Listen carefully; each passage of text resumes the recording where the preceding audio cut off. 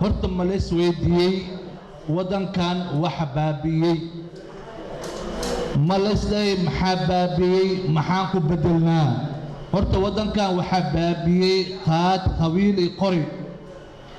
waxaana lagu bedelaa maxaa lagu bedelaa waxaa lagu bedelaa yiri tacliin taqwa iyo toobo haddaan saddexdaas shay samaysano dhammaan Soomaaliya min raas Kambooni ilaa raas ilaa Juuljubaay nabad iyo amni buuxa ayaa la helayaa waana ku faraxsanahay horta reer Banaadir waxay ku mahmaayaan safar aan sad ahayn sahaygood waa kala boob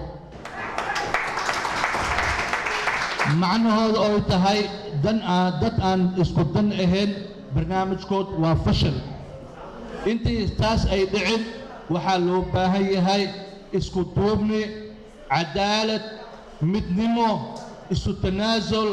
kala dambeyn haddii halahaas la helo wax kasta waa hagaagayaan yaan horta dadka maanta qof kasta la duumin dad baa waxa isla hadda maalmahan waxaa maqlayaa waxaa la dhisaaya maqaamka gobolka Banaadir maqaamka gobolka horta yaa dhisaaya yaana loo dhisaa ma la isweydiiyey maya sababtu maxay tahay ma dad gaar ah baa leh in ay gobolka Banaadir maqaamkooda dhisaan mise Soomaali ayaa ka dhaxayso waxaa horta gobolka Banaadir xaq u leh in ay soo dhisaan oona gogosha ay dhigaan beelweynta qoomiyadda Banaadiriga mid kasta dhul waa leeyahay ani haddaan tago gobolada dhexe wax kama mid noqon karo waxaa la isleeyahay uma dhalanin laakiin dadka gobolada ka yimaadeen xamar waxay rabaan in ay wax ka qabtaan taas ma suurtagelayso kaaga waa leeyahay kayga waa leeyahay kaagana waa kula leeyahay ma dhacayso abadan waana ka soo horjeednaa